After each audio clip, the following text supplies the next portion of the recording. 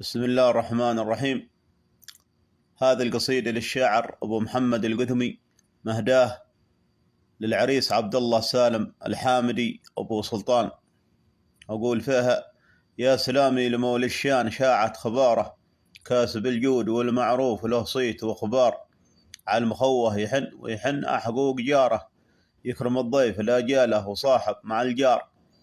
قد وصلنا طلب منه قرينا أشعاره، خاص مرسول لي شاعر ومن ضمن شعار.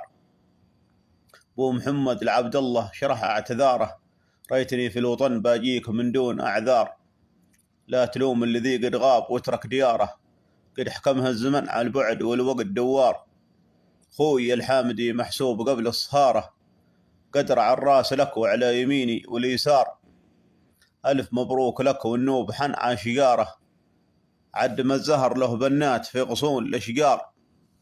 بانهني وبابارك باجمل عباره، للعريس الوفي تحمل معزه ومقدار. وسلامتكم.